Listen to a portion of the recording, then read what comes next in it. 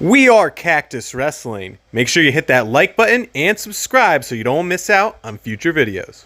Today we're going to do a 2024 wrestling lineup preview between the four schools that we think are going to be the top contenders for a team title in the 2024 NCAA wrestling season. Starting off with our two crowd favorites, Iowa and Penn State. We are on WrestleStat. We are going through the projected lineups. And for Iowa at 125, they have Drake Ayala after Spencer Lee graduated. And for Penn State at 125, Robert Howard.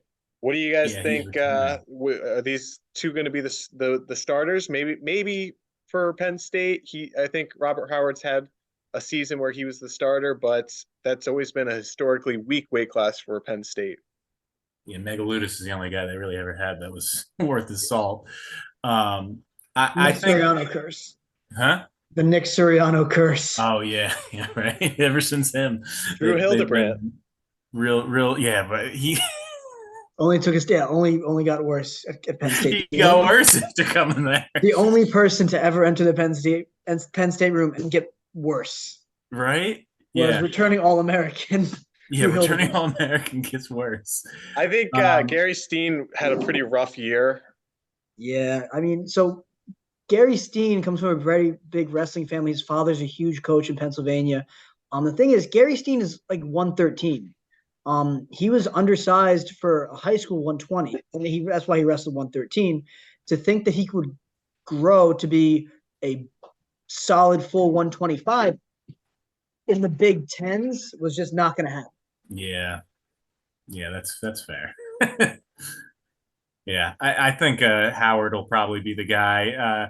And Drake Ayala, if he's healthy, I think he'll be the guy. I think same thing with Ayala, and I think Howard too. This has only got, I think, 2 more years, this whole COVID red shirt stuff. But what we saw from Robert Howard is that he still has like 4 full years of eligibility, despite being in college for 3 years already. Yeah. So, Wow, take that as you may. he could still be a four-time All-American. He could be. I think it's interesting too. Penn State got Kurt McHenry as a transfer from Michigan. Some of you guys that might know Kurt McHenry out there Right. knows that he was a two-time world champion at the cadet levels in freestyle. He just never was able to make that jump in college. And again, similar issue to Gary Steen. He was way undersized to be a 125. Right. But yeah, I think these are probably the most accurate matchups, unless Iowa, for example, gets another like weird late minute transfer, which they've gotten a few lately. Yeah, that's true. But I think this in the duel, that Iowa's going to win this matchup. Well, if it's Ayala. Oof. I don't know. It's hard to root against Penn State, but I think these are probably up in the air weights in the Big Ten and in the NCAA tournament, Yeah. especially with big shoes to fill for Iowa with Spencer Lee leaving. Yeah. I'm actually gonna go with Drake Ayala losing To Robert Howard? Robert Howard, yeah. Robert Howard hasn't wrestled folk style in well over 2 years. Drake Ayala's biggest match was getting tech pinned by Spencer Lee and embarrassed. I mean, even look at their common opponents. Drake Ayala is 1-7 against the same guys that Robert Howard's 2-5 against. That's kind of comparable. But my point is, people that Robert Howard wrestled 2+ years ago are still better than Drake Ayala is now. Also, 4 of those matches are just Drake Ayala losing to Patrick McKee. Patrick McKee, a legend. So I mean that could be 1-4. If it's just We got ourselves an Iowa hater right here. Let's go to 133. Big transfer here for Penn State, Aaron Nagao. He was a guy Minnesota that gave RBY some fits. A lot of people thought that he was going to be the one that took down RBY, and now he's the one filling his spot in the lineup. And for Iowa, we have Brody Teske, who went 1-2 at last year's NCAA tournament. So I think Nagao probably has the upper hand I don't think he'll be a title contender because I think Vitor Arujau is the best wrestler in the world right now. Yeah. But I think definite All-American threat for Penn State. I mean, I'd say maybe even finalist threat, like unless Dayton Fix can find his way back. I'm first off not even sure Dayton's going to even take the last year. I know he says he might. He says he will. Things change in wrestling, especially. I really believe Aaron Nagao is going to be a finalist against Vito. I don't think it's going to be necessarily close. Vito just made that huge jump at 133, even at 61 kilos that we're seeing. I have Aaron Nagao winning this by major decision. I think that's Teskey. I don't think stands a chance of winning it, and I mean, the only way that Teskey doesn't get majored, I would say, is if it's at Carver. Mm-hmm. And then he gives up a decision or something. But then again, this is also with the new scoring, so that can change things. 3-point takedown. It's gonna be a big thing. That can change things significantly. So, well, I think funny that you say that is I think the 3-point takedown is really going to help a guy like Real Woods, who he gets after it from the very first whistle. He always gets the first takedown. He's always on the board first. Maybe not against Andrew Alirez, but I think as good as Bo Bartlett was last year, it came as a surprise to many. What do you take third at the NCAA tournament or fourth? Yep. Commanding third, I would say. And he basically beat Nick Lee at the U.S. Open, who beat Yanni Diakovahalis in 2 matches at Final X. A lot of people could potentially argue that Bo Bartlett could make a title run next year. I still have Real Woods, especially with the rule changes next year. I still have Real Woods beating him. I mean, he beat him last year 4-1. Yeah, and so I mean, and if that went by the new rules, that's at very least 5-1. I don't know if that was 2 takedowns or what the scoring to get the 4 points, but if it was probably at least 1 takedown, which means that's already 5-1. I think if I remember correctly, it was a takedown, an escape, and a riding point. Yeah, so 5-1, it already benefits Real. So that being said, I think that what we saw with Bo Bartlett in his freestyle career this last U.S. Open is he's looking more dominant in the neutral position, which is, where we never really saw him in college matches. Is he's like, he's okay on his feet. But watching him against Nick Lee, a guy who's known to have solid defense, I think he really demonstrated hey, I'm making progress in my offensive game. And I think it'll be close, but I still give it to Real Woods, but it's going to be a decision if it, Yeah, similar score to last time. This could be the NCAA finals next year at 141. You don't think Alirez makes a title finals return? I don't know. It's tough to say. Again, I have a huge bias toward Iowa, especially Penn State. I just feel like they could, knock off one. Alirez has to beat both of them.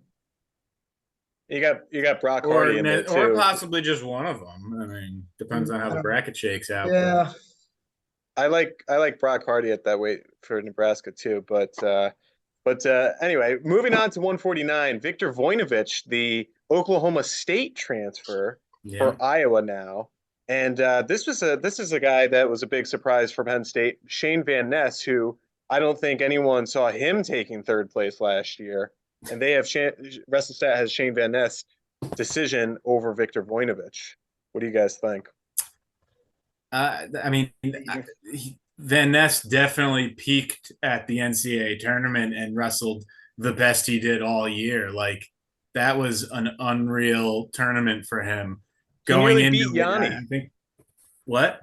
He nearly beat Yanni. Oh yeah. He nearly beat Yanni. He was seated so low. He was like a teens, right? Or 19 or something like that. He was he was a really low, or maybe it was the 14 seed or something, but it was a low seed, and he really did work at that tournament. But if this is a matchup in a dual meet, I mean, they did have a close. No, they haven't wrestled. I'd say Voinovich is going to be in the mix. I'd say it's a decision, but probably in Van Ness's favor. Do you think Van Ness could potentially have a title run next year with Yanni gone? Yes. But Ridge Really? Love could be back. I think first on this match, Shane Van Ness is going to win by major. I think that he's a guy that the new 3-point takedown is going to really benefit him. Oh, that's true. Yeah, I keep forgetting about this. Yeah, it's going to be tough, especially after saying 2 for so many years. You're going to hear 3. Yeah. It's going to be like, ridiculous. I think, and when you guys even talked about this in the Penn State video, Penn State doesn't really care about duels. They care about national titles. Yeah. And they peak for the nationals. So we saw, Shane Van Ness take that big jump. I could see him winning this duel decision, maybe even a major, but then really turning it on if they see each other at nationals. Or Big I think Ten. that, I just think Shane Van Ness is primed for a title run. I think that's his goal, is obviously just like everyone to win a national title, but I think he only lost a nail biter to Yanni. Everyone else he beat out, pretty confidently. Yeah, that's true. It'll also be interesting if we see Sammy Sasso go up a weight class, because then 149 is really going to be wide open for the taking. Yeah, well, I'd say Ridge Lovett would be the top guy there, and I don't think Voinovich is a guy that anyone's thinking of title run. The thing that with Sammy Sasso though is, Shane Van Ness, his strategy is, I'm going to wear you down. I'm going to go maximum effort. I'm going to gas tank you. And Sammy Sasso crumbles to those kind of guys. That's true. Yeah. So even if Sasso is the better Gomez technical match is a wrestler, great exactly. example. Even if Sasso is the better technical wrestler, I think that he will be worn down from a national tournament, multiple matches in the same weekend, making weight multiple days in a row. And then you're going to have a guy like Shane Van Ness who's going to say, man, I am going after you like there's blood in the water. I just think that, and then I also want to add to that is him not doing the freestyle circuit like a lot of NLWC guys really shows like, hey, I'm committed to this folk style season. Well, he's only I think junior, maybe redshirt sophomore last year. He was a redshirt freshman, I think, last year. This will be his sophomore season. Yeah, so this could be another potential 3-time champion for Penn State. They do love the 3-timers. So I know Mike Long likes this guy Levi Haynes a lot and was pulling for him last year. But surprising transfers for Iowa, Jared Franick and Mike Caliendo from North Dakota State. I think when was it Roger Kish took the Oklahoma job, they saw it somewhere else, and I thought they were going to go to Oklahoma, but they cash in for that NIL money. And Jared Franick, All-American, is that top dog for 157. I mean, that's over Kobe Seabrick, who was a NCAA qualifier last year. So it'll be interesting to see. What, 3rd or 4th at NCAAs last year? I think 4th. Good question. I know he was an All-American, but yeah, I'm pretty sure he took 4th. He was the 4 seed. I don't remember what Seabrick took, to be honest with you. No, Seabrick didn't place. Yeah, that was it. He didn't. Franick took 4. Yeah, that's what I'm saying. Franick took 4th. I almost think Haynes he won his last second. match. They never matched up. Honestly, in a duel, I think Franick might beat Haynes. At NCAAs, I'd put my money on Haynes, but in a dual meet setting, I think Franick would take the duel. There's 2 things to talk about for this weight. Before we even get into that, what do you guys think in the comments about Voinovich starting over Ferrari at 149? Oh, yeah, right. That's right. We forgot to mention Ferrari is going to be at that weight. Ferrari family, yeah, well, who knows where they are, honestly. But Ferrari family loves to be second to none. They go places to make immediate impacts. They love to be splashy. Look at me, I'm the man. How do you think if they lose the wrestle off, if I believe it's Angelo, there's 3 of them all with A names. Don't know if I'm right about this one. The middle brother, let's just say, if he loses the wrestle off at 49, how do you think that the family handles that? Second, at 157, 2 things. Peyton Robb, he's redshirting this year. He some of you guys know that out there had a pretty gruesome injury. Yeah. It was not the typical wrestling injury. It was a skin issue that got worse and got infected. He almost lost his whole leg. So he's already said because of how intense the surgery was, it's likely he's going to redshirt this year just to heal up and get back to being at full strength. That's Second, probably a smart move. yeah, for sure. Second, a lot of guys in the Penn State area are saying Levi Haynes can't hold 157, and he's going to go up to 65. So So then that opens that up. would open the door for maybe Mitchell Messenbrink. So Mitchell Messenbrink already talked about possibly going down to 157. Mitchell Messenbrink is ranked so high at 165, partially because he didn't wrestle last season. But anyone that's followed him knows, one, he's an Akron Wrestling Academy kid, which means that he is a baller. Two, he won a silver medal at Worlds last year. He's favored to win gold this year. This is a guy that has a high pace. Ben Askren even calls him a more athletic version of himself. Dang, that's So- high praise. He thinks that this kid is going to be the next big thing in college wrestling, either at 57 or 65. So if Haynes goes 65, Mitchell goes 57. Could he beat Franek? Possibly. If Haynes goes 57, can he beat Franek? I'd say likely. Yeah. I agree with you guys. I think that Penn State, again, doesn't really care so much about the duel, but in the Nationals, this is a match that Levi Haynes is going to feel pretty confident in. So in the comments down below, who do you think is going to be the odd man out at Penn State between 57 and 65? Because it seems like there's three guys: Levi Haynes, Alex Facundo, and Mitchell Messenbrink. A lot of people say that Facundo is going to be the odd man out, especially after a disappointing NCAA tournament. So drop it in the comments down below. Even at for Iowa, you have Jared Franek, you have Kobe Seabricht, you have Patrick Kennedy at 165, and you also have transfer Michael Caliendo. So who's going to be the odd man out for And Iowa Ferrari. at these two odd guys out. There's four guys listed. Additionally, Ferrari said in his interview that he would go anywhere from 65 to 49. So he says he can go 49, 57, or 65. So you're adding a fifth man into this lineup that's already pretty dang deep. Yeah, that's he. I don't think he's starting. I don't think so either. I really believe it's going to rub the family the wrong way.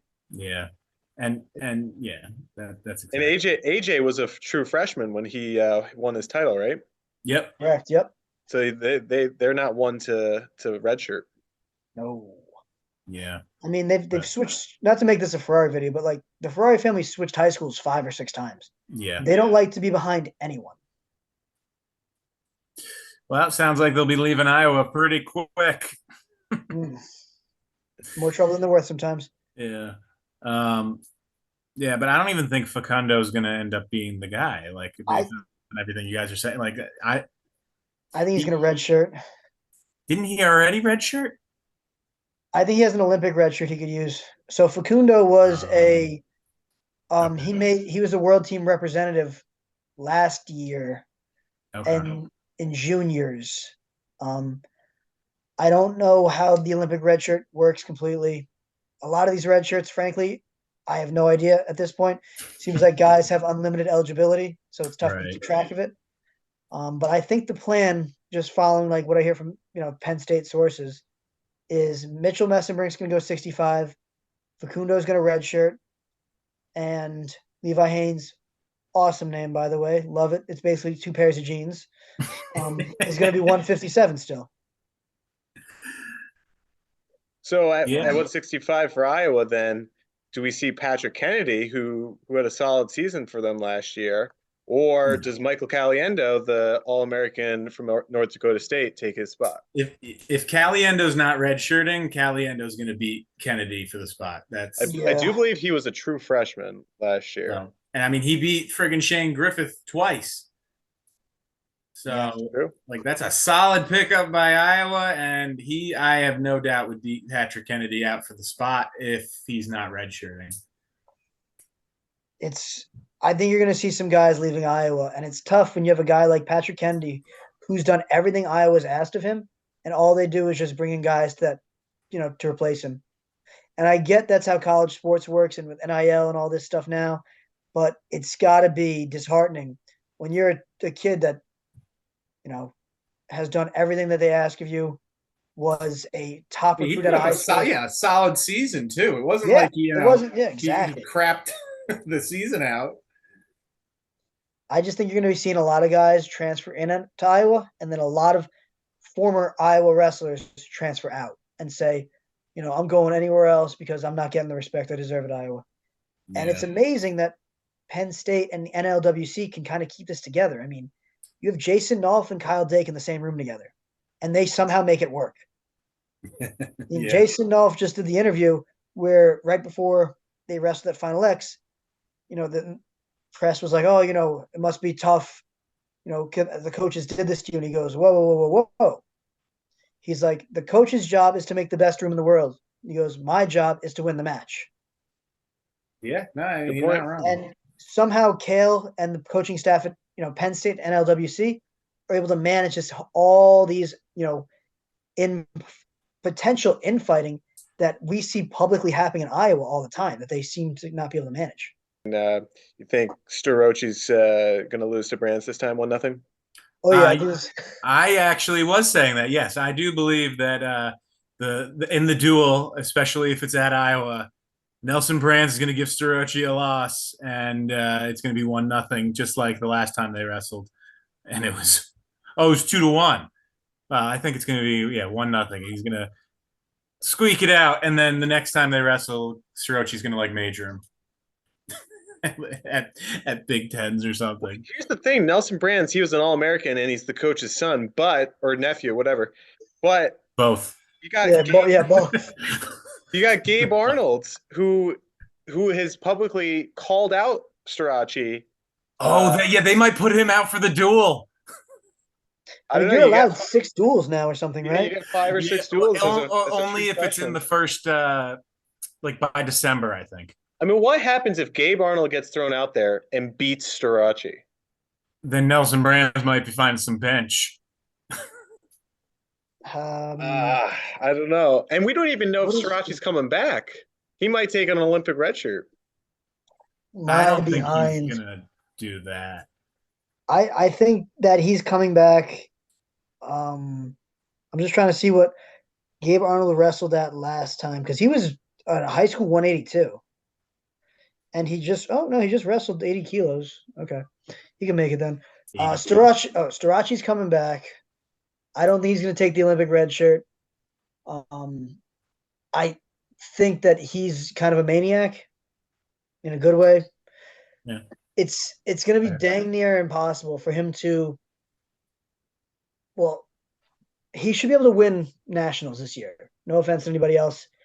He just pinned Mikey Labriola in under 3 minutes. And granted, Mega Lab's kind of put himself on his back, so I don't know how much. It's not like he got turned. But a week or two earlier, he beat him 6-1 easily. So feel pretty confident about him winning. The thing that I don't feel confident about is him going from 164 down to 74 kilo, about 163 pounds, and then beating everybody in the tournament, like Jordan Burroughs, Jason Nolf, Kyle Dake. Especially when he couldn't get past, what was it, Derringer at the US Open? Yeah. I mean, granted, he did look like he was pretty hurt, and he ended up pulling out of the tournament. So if he can stay healthy, I say he kind of runs the table at 174 again, becomes Penn State's first 4-time national champion. I think he beats Nelson Brands in the most boring, uneventful match ever, where it's like no takedowns. He tries to win it. It's just a riding time point. It's 1-0. No one gets an escape. Well, what do you think about if Nelson Brands isn't the one sent out there? If Gabe Arnold goes out there, I wonder if Carter would even go out. I just think that'd be hilarious. He had that spat with Donnell Washington. Yeah, if he's gonna yell at Donnell Washington, he's gonna shut up Gabe Arnold. Yeah. I mean, they could definitely send out Gabe Arnold for this. It wouldn't be surprising. That would be great. I'd love it. Well, 184, we got a new face potentially for Penn State. Bernie Truax, the Cal Poly All-American. who has taken fourth place at 3 different weight classes. I want him to take fourth place at 190, or no, 184. he was 74, 84, 97, fourth place. He would have to go up to heavyweight to do the Kyle Dake of fourth place, but that's not going to. Four-time fourth. Yeah, At the four fourth. different weights. Well, at very least, I want to see him four-time fourth. And being at Penn State now, he probably has a chance to win the whole thing.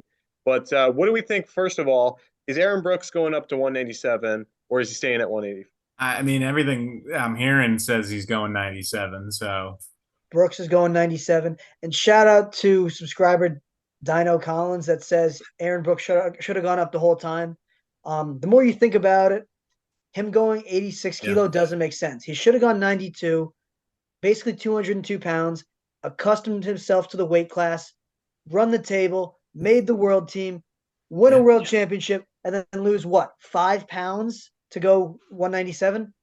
He's going from 86 kilo. He's got to gain weight to get to 197 to cut down. It doesn't make any sense. Yeah, no, yeah, he had a great point. That's what he definitely should have done. I see him going 197. He talks about how big he is, and he's having such a hard time with the weight. Supposedly, he was going to go 197 last year, and Max Dean couldn't make 84. Oh, so for the team. Yeah. So I could see it. But at the actual 184, Big Bernie Truow, I see him beating Abe Assad.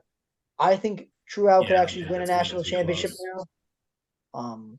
Parker Keckeisen, they've been back and forth. Both of them been like 1 or 2 point matches. They're super close with one another. I could see him making the jump in the Penn State room, especially training with the NLWC and Penn State guys. I mean, look who's around that weight for them. You have he's got the best in the country in the world even. Yeah, in the world. I mean, you literally have David Taylor at 86, Kyle Snyder at 97 kilo. Oh, for NLWC, but just for the college guys in the room, he's got the national champions. Well, that's what I'm saying. Exactly. He's got the best guys in that room, folk style and freestyle. They'll get him spun up real quick on how to win at those upper weights, which Penn State loves. And 184 is cleared out because Trent Hidley is now going up to 197. Yeah, which he must not be happy about Aaron Brooks following him. Who's the guy Ohio State, not Ethan Smith? Who am I thinking of at 184? Caleb Romero. Caleb Romero graduated, so he's no longer there. He took third. Yeah, he's gone. Yep. So 184 is wide open. It's going to be Keckeisen versus Truax, I think, in the finals. And who knows? Maybe Bernie wins it this year. You think he's going to finally punch through? I think he's not in the consolation finals. I think he's going to take fourth again. It'd be very tough to see him take fourth. I don't know. So 197 is an open weight class for Iowa. I think they're hoping that AJ Ferrari can figure out his legal stuff and fill in for that spot. Because I saw something where he said he weighs like 230 or 235. Yeah, so when you guys sent me that one time, it was like AJ's Instagram where he's like 230 getting him 237% body fat, getting a massage or whatever, and then it was like a 15-minute video of him getting massaged, and you're like, this man's got way too much free time in his hands. But additionally, there's no way he's making that cut. And if he does make the cut, there's no way he's winning matches like that. AJ Ferrari is probably going to be a heavyweight if and when he returns to college. Or he's going to try to really be a light heavy in MMA where he's going to compete at 205 and just make the one-day cuts. I think if he's going heavyweight after Cassiope is out, that would be a real kick in the face to Ben Cuter because he's probably the guy for Iowa for the future once Cassiope's out. So it's a big question mark right now, especially 97. They have Zach Glazier. Maybe they've got a transfer in or maybe one of these guys. Kobe Franklin's supposed to be solid. Yeah, I haven't heard any of these guys, but we'll see. Kobe Franklin I heard about in high school. But again, no offense to anybody at 197 for Iowa. You're just not going to beat Aaron Brooks. No. I mean, it's just not You know, especially now that a takedown's worth 3. Aaron Brooks almost majored everybody. I think he bonused his way through to a national Yeah, title. no one can take him down either. So Yeah, he's Yeah, just. yeah. I mean, very few take. Yeah, Trent I mean, Hidlay's the one of the only few that could, and he didn't even yeah. do that this year. So Aaron Brooks, sorry to Zach Glazier or Kobe Franklin, but it's going to be a major or worse. Yeah. So as we go into heavyweight here, I know we're going to have a separate Gable Stevenson video, but people are somewhat saying that he might not even be back at Minnesota. I doubt he's going to be coming to either of these two schools, but if the price is right, you never know. Gable Stevenson entering Iowa. Iowa would welcome him with open arms and say, "Sorry, Tony, it's his time to shine." They want that national title. But it kind of sucks for Greg Kirkvliet, just as Mason Paris is probably feeling when Gable entered the he was a USO or when he returned for freestyle. Yeah. U.S. Open. Yeah. And then I don't think anyone's going to beat Gable. I think he's going to win his third title, second title, Third title. Third. And I don't think there's going to be anyone that's close to beating him. No, I mean Mason Paris took him down at Final X, but that's the Hodge Trophy winner from last year. Yeah, and that's the Hodge Trophy winner. Like he got a takedown, but that was the highlight of his two losses. So, here I think I don't think Cassiope stands a chance of winning against Kirkvliet. It's just not going to happen. I don't think. I would dare say that Kirk will never lose to Cassiope again. Since beating him, I think he just figured him out finally. Yeah. They have a lot of common opponents, but they've wrestled each other a ton. He hasn't lost to him since 2022. Yep. In overtime. Yep. And then he's beat him 3. He beat him 3 times this past season, if you're including the All-Star match, which I don't think a lot of people include because it's an exhibition match. Right, but still, it's a match. Still a match. So he beat him 3 out of 3 times this past year. I just think he hasn't figured out. But I think just because they're both athletic, talented heavyweights, you're never going to see a blowout one way or the other. It's going to be a decision, I would say, in favor for Kirk. Yeah. And we'll talk about this in the Gable video, but I wonder if he's even going to come back next year or if he's just going to hold on to that year of eligibility for a little longer, build interest. Dangle it. Because I thought it was announced he was coming back next year, but he's like, no, I'm saying I have another year still. And I was like, ooh, very interesting. Very cryptic. With all the NIL money, I think he's going to say, who can give me the best deal? And if I hold out, can I get an even bigger one? So. Well, the rest stat has Penn State beating Iowa 22-9. I think it's probably pretty fair assessment. I see that's probably pretty close. Winning. I see Penn State winning, and it's probably not going to be super close. Granted that all these guys actually wrestle, because a lot of times they hold out their starters. Yeah, they trade in. I mean, who knows? Maybe Penn State or Iowa has another Anthony Cassar on the bench who can knock out Colin Moore and then never wrestle another match for the rest of the season. Let us know in the comments who you guys think are going to win, who's going to go what weights, any crazy things you're expecting out there. Thanks for watching. We are Cactus Wrestling, and we'll see you next time on our next video.